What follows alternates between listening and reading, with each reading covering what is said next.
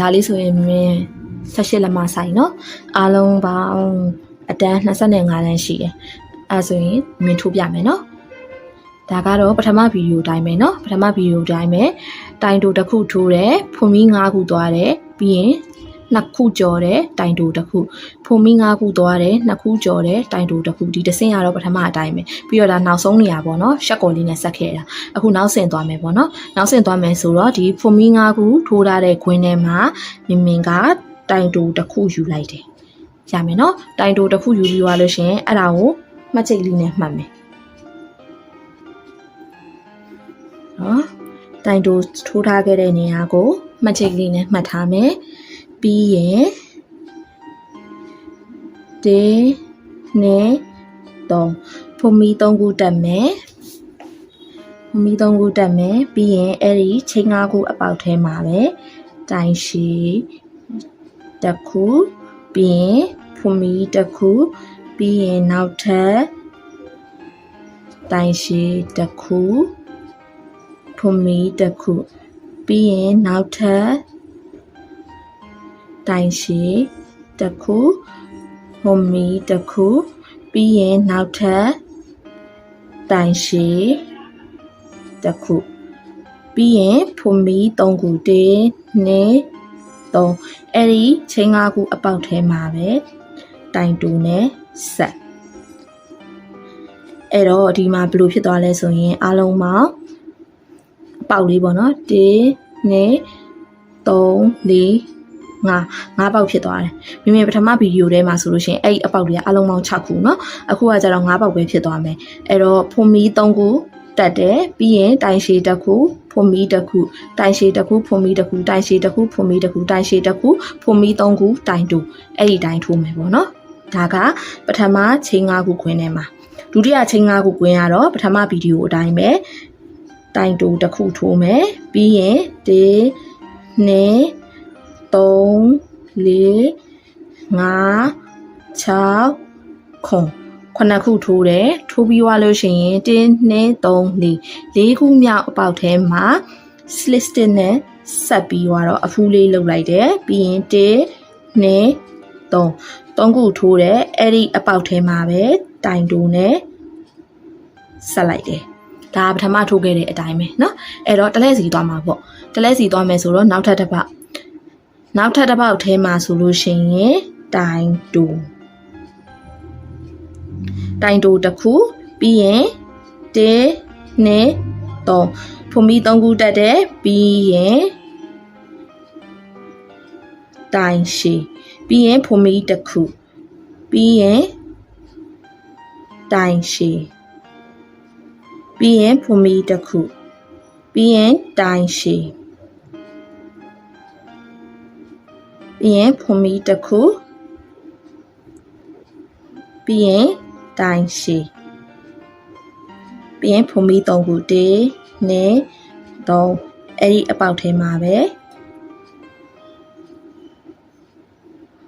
တိုင်တူအဲ့တော့ပုံမှန်တိုင်းပဲပေါ့နော်1 2 3 4 5အပေါက်လေး5ခုရှိတယ်နောက်ထပ်တစ်ခုကျတော့အဖူးလေးလောက်တာလေးသွားမယ်နော်ဖူးလေးလောက်တယ်ဆိုတော့1 2 3 4 5 6 9ခုတက်တယ်1 2 3 4ခုမြောက်အပေါက်ထဲမှာရှက်ကော်လေးနဲ့ဆက်ပြီးအဖူးလေးလုပ်လိုက်တယ်ပြီးရင်1 2 3ပြီးရင်တိုင်တိုနဲ့ဆက်မယ်အဲ့ဆိုအဲ့ဒီတိုင်းပဲတလဲစီသွားလိုက်ရင်ဒီအဆင့်ရမယ်နော်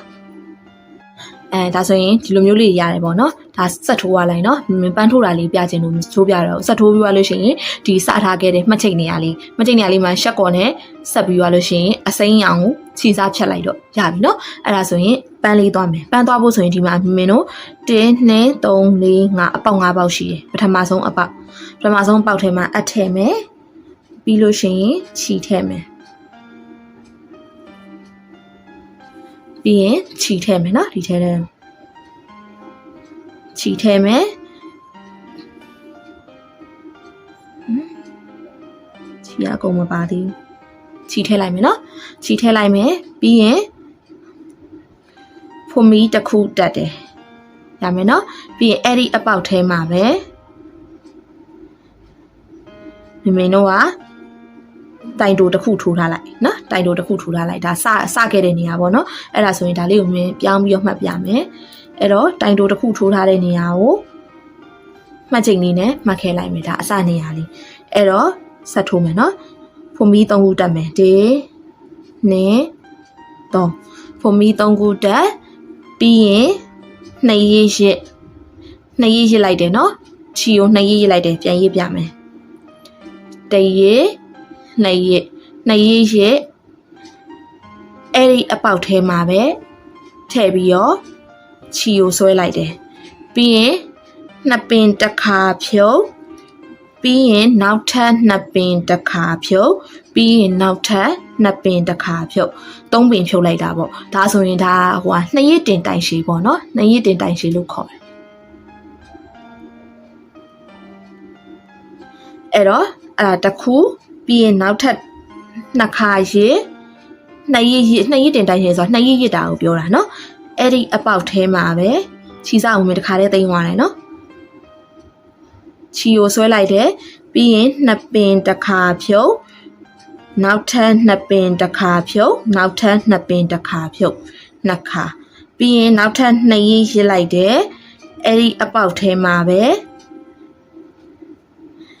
2ပင်တစ်ခါဖြုတ်နောက်ထပ်2ပင်တစ်ခါဖြုတ်2ပင်တစ်ခါဖြုတ်ဆိုရင်3ခါရှိပြီပြီးရင်နောက်ထပ်2ရေးရစ်တယ်အဲ့ဒီအပေါက်ထဲမှာပဲ2ပင်တစ်ခါဖြုတ်2ပင်တစ်ခါဖြုတ်2ပင်တစ်ခါဖြုတ်ဒါ2ရစ်တင်တိုင်ရှည်အားလုံးပေါင်း4ခု1 2 3 4အားလုံးပေါင်း4ခုထိုးတယ်ပြီးရင်1 2 3ဖွန်မီ3ခုထိုးတယ်ပြီးရင်ဒီမှာတိုင်တူတစ်ခုထိုးလိုက်တယ်အဲ့ဒီအပေါက်ထဲမှာပဲတိုင်တူတစ်ခုထိုးလိုက်တယ်ဒီလိုလေးရမယ်ပြီးရင်နောက်ထပ်တစ်ပေါက်ထဲကိုတိုင်တူသွားလိုက်တယ်ရမယ်နော်တိုင်တူသွားတယ်ပြီးရင်1 2 3ဖွန်မီ3ခုထိုးတယ်2ရေးရှင်းမယ်အဲ့ဒီအပေါက်ထဲမှာပဲတစ်ခါဖြုတ်2ပင်တစ်ခါဖြုတ်2ပင်တစ်ခါဖြုတ်နဲ့3ခါဖြုတ်ပြီးရင်အဲ့ဒီအပေါက်ထဲမှာပဲနောက်ထပ်2ရစ်တင်တိုင်ရှည်တစ်ခုထပ်ထိုးမယ်2ခါ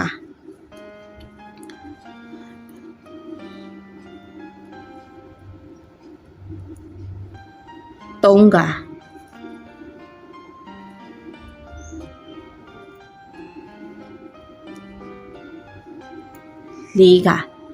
4ခါရပြီဆိုရင်ဖွန်မီ3ခုထိုးမယ်1 2 3ဖွန်မီ3ခုထိုးမယ်အဲ့ဒီအပေါက်ထဲမှာတိုင်တိုနဲ့ဆက်မယ်ဒါဆိုရင်အပွင့်လေး2ခုရပြီအဲ့တော့နောက်ထပ်3ပေါက်မှာ2ခုရပြီနောက်ထပ်3ပေါက်ကျန်မယ်ဒီမှာ1ပေါက်2ပေါက်3ပေါက်မှာလည်းအဲ့ဒီတိုင်းပဲဆက်ထိုးရမယ်အရင်ဆုံးတိုင်တိုထိုးမယ်ပြီးရင်ဖွန်မီ3ခုထိုးမယ်ပြီးရင်2ရစ်တင်တိုင်ရှည်4ခုထိုးမယ်ပြီးရင်ဖွန်မီ3ခုထိုးမယ်တိုင်တိုထိုးမယ်1 2 3အဲ့ဒီ3ပေါက်မှာထိုးလိုက်နော်မြင်ပြန်ပြပေးမယ်ကဲအဲ့ဒါဆိုဒီတိုင်းရမယ်နော်1 2 3 4 5ပွင့်ပတ်လေး5ခုရမယ်အဲ့တော့ပွင့်ပတ်လေး5ခုရပြီဆိုရင်ဒီလိုလေးရှိရပေါ့နော်ရှိတဲ့ဟာကိုမင်းတို့ကတစ်ဖက်ကိုလှန်လိုက်တယ်နော်လှန်ပြီးတော့ဒီမှာဒါရတယ်နော်ဒီလိုလေးရထားတယ်ရထားတဲ့ဟာကိုတစ်ဖက်ကိုလှန်လိုက်တယ်လှန်လိုက်တော့ဒီလိုဖြစ်တယ်ဖြစ်တဲ့ချိန်မှာပထမဆုံးထိုးခဲ့တဲ့ဟာလေးရှိတယ်အဲ့ဒီအပေါက်ထဲကို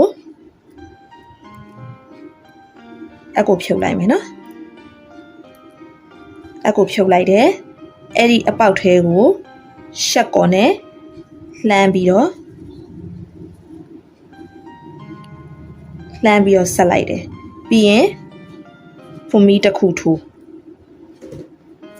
ချီစားဖြတ်လိုက်တော့နော်ရပြီ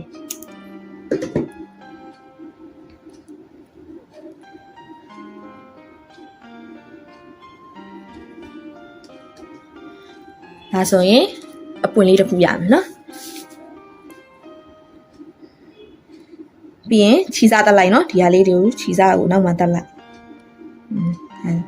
မင်းထိုးပြခြင်းလို့ခြီးစားမတက်တော့ဒါဆိုရင်ဒီစီပန်းပွင့်လေးရမယ်နော်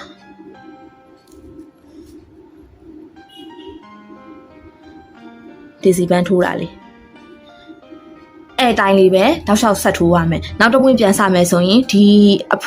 ဖူးလေးထိုးကားတဲ့ဟာကိုကြော်လိုက်ပြီးရင်ဒီမှာနောက်တစ်ပွင့်ပြန်စမယ်နောက်ထပ်တစ်ပွင့်ပြန်စမယ်ဆိုရင်ခုနအတိုင်းပဲပထမဆုံးအားလုံးပေါင်း1 2 3 4 5 5ပေါက်ရှိရပထမဆုံးအပေါက်ထဲမှာခြီအနီစလေးကိုသွင်းမယ်သွင်းပြီးသွားလို့ရှိရင်ပြောလို့ရှိရင်ဖုန်မီတစ်ခုတက်တိုင်တိုတက်ပြီးသွားလို့ရှိရင်ဖုန်မီ3ခုထိုးတယ်ပြီးရင်2ရက်တင်တိုင်ရှည်အဲ့ဒီထဲမှာ4ခုထိုးမယ်အဲ့ဒီအတိုင်းကိုဒီဗီဒီယိုလေးကိုပြန်ကြည့်လိုက်ကြည့်ပြီးသွားရင်ပန်းလေးတစ်ခုမိတစ်ပွင့်ထိုးသွားအဲ့ဒါဆိုရင်ဒီလို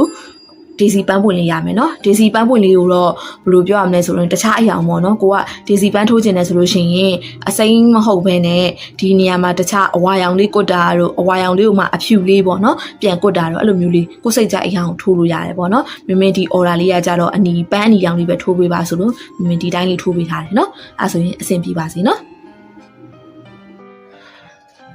ဒါဆိုရင်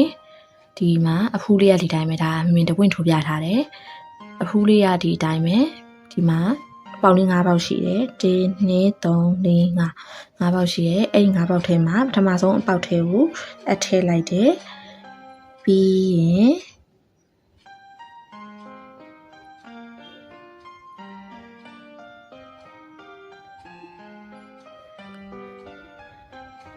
းရင်အပွင့်လေးထိုးမယ်ခြီအဝါရောင်လေးကိုထည့်လိုက်တယ်ပေါ့နော်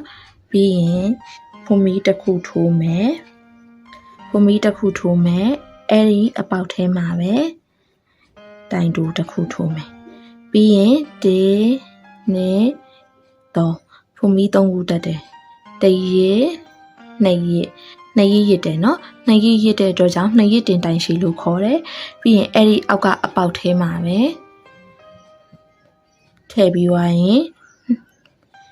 2ကွင်းစုချော့ပြီးရင်နောက်ထပ်2ကွင်းစုချော့ပြီးရင်နောက်ထပ်2ကွင်းစုချော့ပြီးရင်2ရက်ထပ်ရစ်တဲ့အဲ့ဒီအပေါက်ထဲမှာပဲ2ကွင်းစုချော့နောက်ထပ်2ကွင်းစုချော့နောက်ထပ်2ကွင်းစုချော့ဒါလေးကို2ရက်တင်တိုင်ရှည်လို့ခေါ်တယ်နော်ပြီးရင်2ရက်ရစ်တဲ့အဲ့ဒီအပေါက်ထဲမှာပဲ2ကွင်းစုချော့2ကွင်းစုချော့2ကွင်းစုချော့ပြီးရင်2ရက်ရစ်လိုက်တဲ့အဲ့ဒီအပေါက်ထဲမှာပဲ2ကွင်းစုချော့2ကွင်းစုချော့2ကွင်းစုချော့အဲ့တော့ဖုန်မီ3ခုသွားတယ်ပြီးရင်2ရက်တင်တိုင်ရှည်4ခုထိုးတယ်ပေါ့နော်ပြီးရင်နောက်ထပ်1 2 3ဖုန်မီ3ခုထိုးတယ်အဲ့ဒီအပေါက်ထဲမှာပဲတိုင်တူတစ်ခုထိုးလိုက်တယ်ဒါဆိုရင်ပွင့်ပတ်လေးတစ်ခုရပြီနော်ပြီးရင်နောက်ထပ်တစ်ပေါက်ကိုသွားမယ်နောက်ထပ်တစ်ပေါက်ထဲမှာတိုင်တူထိုးတယ်ပြီးရင်1 2 3ဖုန်မီ3ခုတက်တယ်2ရက်ရှင်းမယ်အပေါက်ထဲမှာပဲ2ကွင်းစုချော့2ကွင်းစုချော့2ကွင်းစုချော့တခါ2ရက်ရစ်တဲ့အဲ့ဒီအောက်ကအပေါက်ထဲမှာပဲ2ကွင်းစုချော့2ကွင်းစုချော့2ကွင်းစုချော့2ခါ2ရက်ရစ်တဲ့အဲ့အပေါက်ထဲမှာပဲ2ကွင်းစုချော့2ကွင်းစုချော့2ကွင်းစုချော့3ခါ2ရက်ရစ်တဲ့အဲ့ဒီအပေါက်ထဲမှာပဲ2ကွင်းစုချော့2ကွင်းစုချော့2ကွင်းစုချော့4ခါရပြီပြီးရင်ဖုန်မီ3ခုဖုန်မီ3ခုပြီးရင်အဲ့ဒီအပေါက်ထဲမှာပဲတိုင်တူတစ်ခုအဖူးလေး2ခုရပြီအဲ့တော့နောက်ထပ်3ပေါက်ကျန်နိုင်မယ်1 2 3အဲ့ဒီ3ပေါက်ထဲမှာလဲပွင့်ဖက်လေးဒီအတိုင်းပဲပေါ့မမေထိုးပြတဲ့ဒီလို2ခုအတိုင်းပဲထပ်ပြီးတော့ထိုးလိုက်မယ်ပြီးရင်ပြန်ပြမယ်